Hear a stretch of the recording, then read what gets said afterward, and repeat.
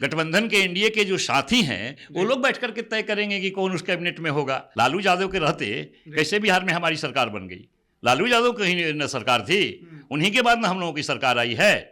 दिल्ली में भी तो कह रहे थे कि इस बार मोदी चले जाएंगे। विपक्ष के पास कोई मुद्दा नहीं है, इसलिए अनर्गल बातों में लोगों को, जनता को उलझाना चाहती है। बिहार के लोग परिपक्व हैं, समय आने पर उचित फैसला लोग लेंगे। एनडीए ने तो कह चुका है कि हमारा अगला चेहरा नीतीश कुमार ही होंगे। 2025 का चुनाव नीतीश के नेतृत्व में।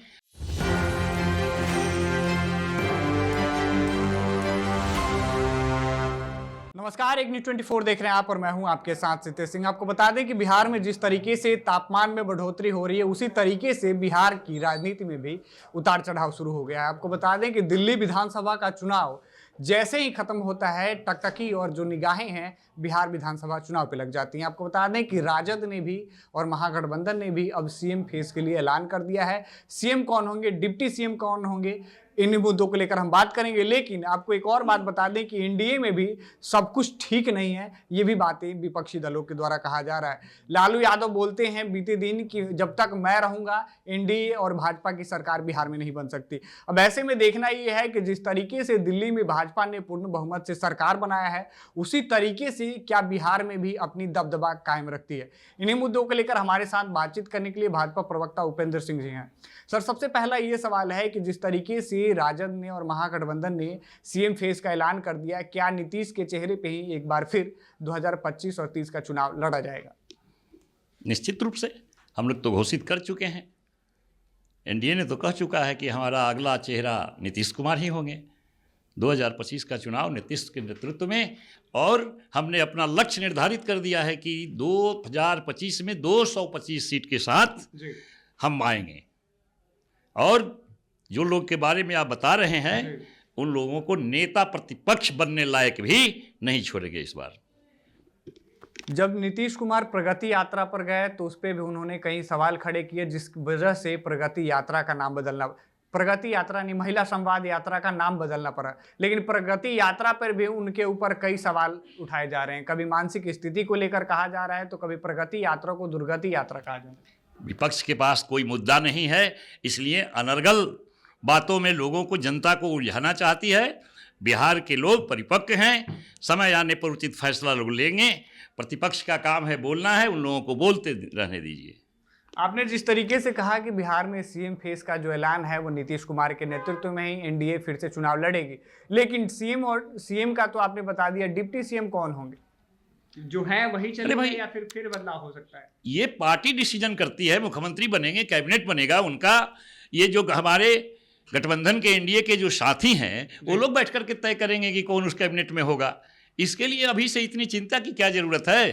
पहले चुनाव का घोषणा होने दीजिए। नीतीश के नेतृत्व में, मैंने आपको बता दिया कि एनडीए ने तय कर लिया है कि नीतीश कुमार जी के नेतृत्व में हम अगला चुनाव लड़ेंगे, और पूर्ण बहुमत ही नहीं 225 का हम लोगों ने लक्ष्य रखा है। 225 प्राप्त करेंगे और विपक्ष के लायक नेता का मान्यता मिलने के लायक भी हम लोग विपक्ष को नहीं छोड़ेंगे। लालू यादव कहते हैं कि हमारे रहते बिहार में सरकार नहीं बन सकती, आप कहते हैं कि विपक्ष लायक नहीं छोड़ेंगे। लालू यादव जी को बोलने दीजिए, बोलने के लिए कोई रोक थोड़े है, उस पर कुछ टैक्स लग रहा है। लालू यादव के रहते कैसे बिहार में हमारी सरकार बन गई? लालू यादव कहीं न सरकार थी, उन्हीं के बाद न हम लोगों की सरकार आई है। दिल्ली में भी तो कह रहे थे कि इस बार मोदी चले जाएंगे, क्या हुआ? ये सब उनको बोलने दीजिए। ये सब कहने की बात आखिर लालू क्या बोलेंगे कि हम कह दें कि हम एनडीए की सरकार बना दिए? इसलिए विपक्ष का काम है बोलना है। बिहार की जनता सब कुछ देख रही है। पूर्ण मजबूती के साथ एनडीए चुनाव क्षेत्र में उतर गई है, और इस बार हमारा प्रदर्शन 2010 से बेहतर रहेगा। 2010 से बेहतर होगा। मुकेश सहनी को डिप्टी सीएम की बात सामने आ रही है, महागठबंधन में बनाया जा रहा है, तो क्या कांग्रेस को फिर दिल्ली में जिस तरीके से दरकिनार किया गया, कांग्रेस अकेले लड़ी, उसी तरीके से क्या बिहार में भी कांग्रेस अपना दमखम दिखाएगी? देखिए, ये मुद्दा उनका है। ईडी गठबंधन क्या करती है उस बारे में हम लोगों को बोलना कुछ मुनासिब नहीं लग रहा है, लेकिन ये तो तय है। आप लोग निर्णय कीजिए ना प्रेस वाले लोग ना देखें, जी। और जनता तो देख ही रही है। लेकिन फायदा तो आप लोगों को होगा ना, जिस तरीके से केजरीवाल और वो गठबंधन करके नहीं लड़े तो भाजपा को फायदा होगा। अगर 14 सीटें निकलती केजरीवाल के साथ गठबंधन होता तो शायद उनकी आम आदमी पार्टी देखिए, और कांग्रेस की सरकार काल्पनिक बातों का कोई मतलब नहीं है। जी। निश्चित रूप से जो होना था हो गया, और हम दिल्ली की जनता ने सही निर्णय लिया है।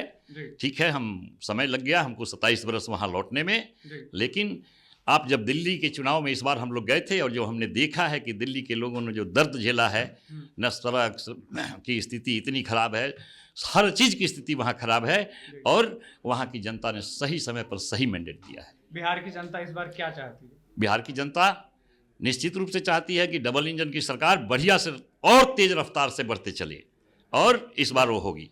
दिल्ली से ज्यादा यहाँ समर्थन मिलेगा भाजपा को?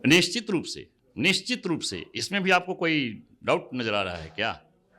एकदम इस बार कह तो मैंने पहले ही दिया कि 2010 से बेहतर प्रदर्शन के लिए हम लोग तैयार हैं, और निश्चित रूप से बिहार की जनता उसी रूप में, जिस रूप में हम लोग सोचते हैं, अपना जनादेश देगी।